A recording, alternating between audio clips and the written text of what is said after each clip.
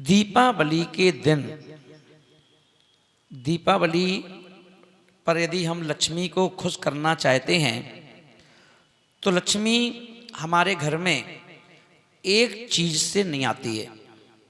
जैसे भले ही रोटी सब्जी बनाना हो, पर उस रोटी और सब्जी को बनाने के लिए कितनी चीज़ों की आवश्यकता पड़ती है। पानी भी चाहिए, गैस भी चाहिए, नमक भी चाहिए, बेलन भी चाहिए, चकला भी चाहिए, आटा भी चाहिए। सब चीज़ों को मिलाकर नमक, मिर्ची, घी, तेल, जब जाकर के सब्जी और रोटी पेट के लिए नसीब होती है।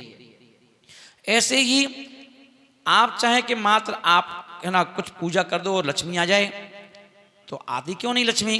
क्योंकि उसके लिए सारी चीज़ें, जैसे कोई घर में एक रिश्ता पक्का करना है कि भाई उस लड़की वाले को हम अपने घर में लाएं कि नहीं लाएं, लाने के लिए आप कितनी व्यवस्थाएं बनाते हो ना। ये देखते हो कि लड़की कैसी है, लड़के के पिताजी कैसे हैं, उनका मकान कैसा है, उनकी दुकान कैसी है, उनकी सैलरी कितनी है, दिखने में कैसा है, उसे ना परिवार के लोग कैसे हैं, कितना खर्च करेंगे। जो इतनी चीज़ें देखते हो एक लड़की को लाने के लिए, तो सोचो क्या लक्ष्मी क्या देख कर आएगी। तो लक्ष्मी को बुलाने के लिए भी है ना बहुत सारी चीज़ चाहिए है ना। तो अपन देखें आपका मूड कैसा है, आप उनको लाने के लिए क्या क्या प्रबंध कर रहे हो, तो जिससे कि लक्ष्मी आपके घर की तरफ रुख करे। तो वो ये देखती है कि इस घर के लोग, जैसे आप घर देखते हो लड़की वाले का, ऐसे ही लक्ष्मी देखती है इस घर के लोग सहज हृदयी हैं कि नहीं, इस घर के लोग धार्मिकता है कि नहीं ना, कसायों से रहित हैं कि नहीं ना, मधुर व्यवहारी हैं कि नहीं, पाप भीरू हैं कि नहीं। तो ऐसे ही लक्ष्मी को बहुत सारी चीज़ें हमारे घरों में मौजूद होती हैं जो लक्ष्मी को अपनी ओर खींचती हैं। उन्हीं में से अपन देखें, ये सभी जानते हैं कि दीपावली पर हर व्यक्ति अपने घर के दरवाजे पर बंदरबार बांधता है। ये लक्ष्मी को बुलाने का भी ये भी एक तरीका है, क्योंकि बंदरबार यानी मांगलिक माना जाता है। अब मांगलिक माना जाता है तो बंदरबार अपन लोग आलसी हो गए, अब हम बाजार से जाकर रेडीमेड खरीद लेते हैं और जाकर बांध देते हैं। तो इसलिए अपन देखते हैं रेडीमेड बांधते हो तो लक्ष्मी कहती है कि हम थोड़े रेडीमेड हैं, रेडीमेड बांधा है तो रेडीमेड लक्ष्मी ले आओ, जाओ ना।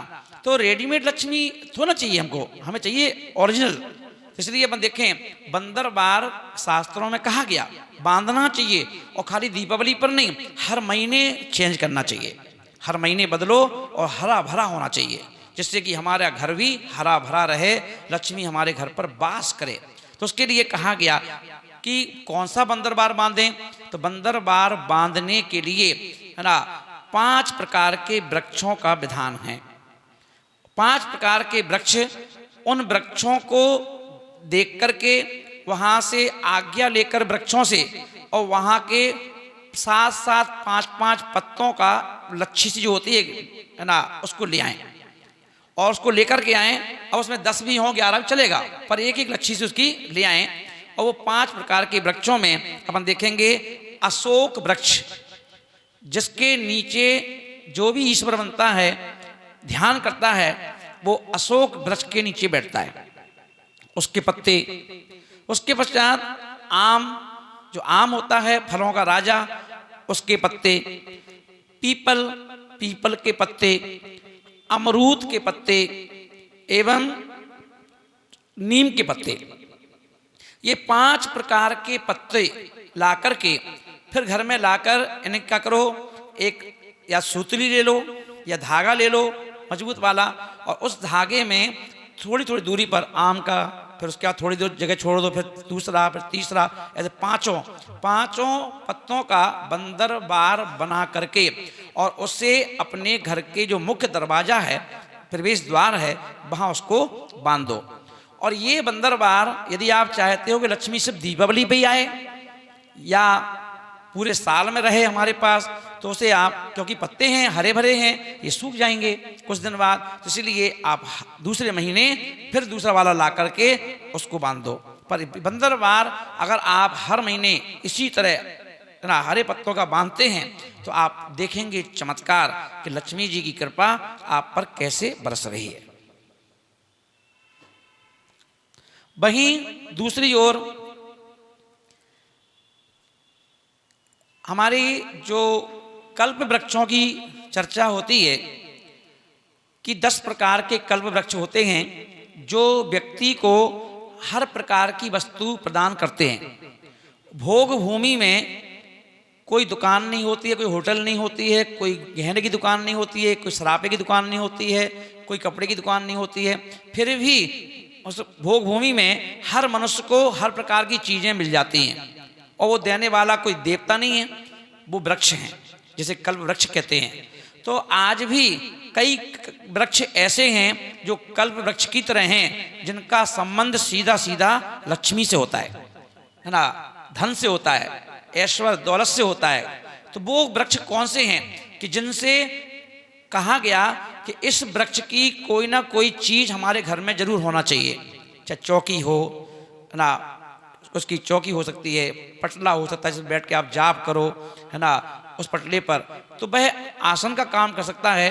तो ऐसे कौन से कल्प वृक्ष हैं तो आज की डेट में तो वह अपन देखें जिसमें पैसे को खींचने की जो ताकत होती है, संबंध होता है, जिसको लक्ष्मी को पसंद है, श्री परणी का वृक्ष, श्री परणी का वृक्ष है। आप इसकी लकड़ी ढूंढिए और उस लकड़ी का आप चाहे कुछ ही बनवा लो, ज़्यादा ना मिले छोटी लकड़ी ले आओ, छोटा टुकड़ा लाओ, पर वो उसको घर में जरूर रखो, पूजा के स्थान पर है ना, या तिजोरी में रखें है ना, श्री परणी का वृक्ष। वहीं दूसरा अपन देखें यदि जिस घर में कोई ना कोई रोगी रोग से ग्रस्त रहता है ना, तो अपन देखें उसको रोग से उसका रोग हरण करने के लिए वो कौन सा कल्प वृक्ष है तो विजय सार नाम का जो वृक्ष है, उस विजय सार नाम के वृक्ष की लकड़ी हमारे घर में किसी न किसी रूप में होना चाहिए ना।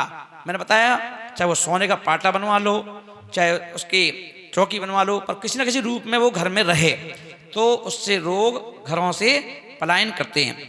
तीसरा अपन देखें समस्त प्रकार की श्रेष्ठ जो वृद्धि है घर को हर प्रकार से, वो सिम सपा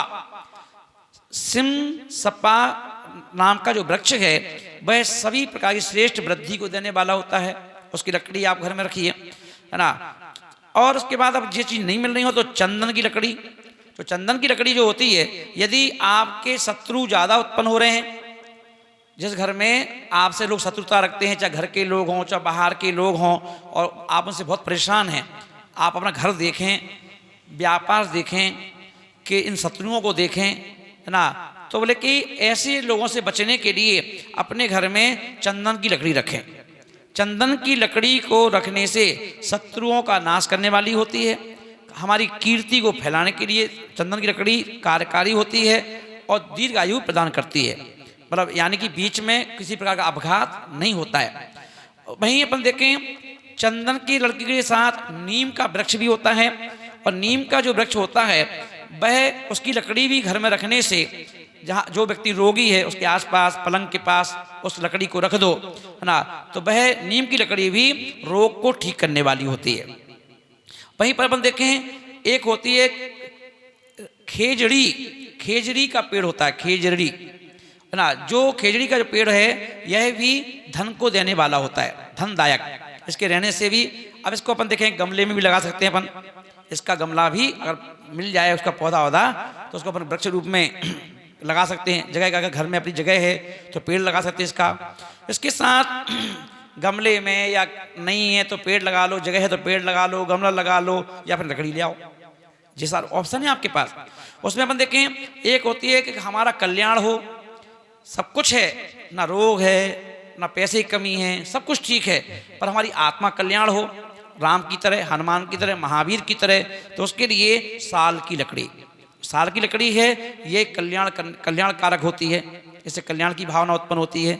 अपन देखें कोई घर ऐसा है जिसमें सभी लोग धर्म के विरुद्ध ही है, धर्म करते ही नहीं है, कोई धर्म पे इंटरेस्ट ही नहीं है, तो अब वो घर का मुखिया बड़ा परेशान है कि घर के लोगों का इंटरेस्ट तो बढ़े धर्म के प्रति। यदि आप ऐसा चाहते हो तो किलकिल नहीं करना है, क्लेश नहीं करना है। आप क्या करें, एक पद्मक नाम की लकड़ी होती है, पद्मक नाम का वृक्ष होता है, उसको लगा लो गमले में, या घर में अगर बहुत बड़ा जगह है आपके पास, गार्डन है तो लगा लो, है ना। या नहीं है तो लकड़ी ला कर रख लो उसकी, तो उसमें अपन देखेंगे धर्म में रुचि बढ़ाने वाला वृक्ष है। धर्म बढ़ा देता है घर में, लोगों के हृदय में, है ना। और धन आदि और दीर्घ आयु का, है ना, परिचायक होता है। तो इस प्रकार से आप 5 प्रकार के पत्तों से बना हुआ बंदर बार लगाइए। और वहीं दूसरी ओर जो मैंने वृक्षों के नाम बताए हैं, इन वृक्षों में से कोई भी जो आपको चाहिए, धन चाहिए, रोग से परेशान है तो रोग के लिए, है ना, तो वह लकड़ी अपने घर में पूजा के समय जरूर रखें। इससे मैं कह रहा हूँ, इस बार आपकी दीपावली यदि आपने इस अनुसार मनाई तो हर बार की दीपावली एक तरफ सालों की, और इस बार की दीपावली एक तरफ। तो ध्यान रखें और सबको इस बात शेयर करें, जिससे हर घर में कल्याण हो, हर घर में रोग से मुक्त घर हो और धन की वर्षा हर घर पर हो।